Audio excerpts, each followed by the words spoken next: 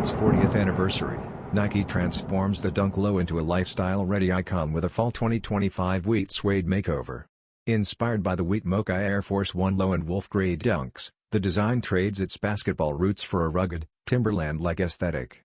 Rich wheat-toned suede overlays, paired with rope laces, deliver seasonal texture, while black accents on the heel, tongue, and outsole add bold contrast. Even the outsole channels the Air Jordan 1, blending sneaker legacies into a single silhouette.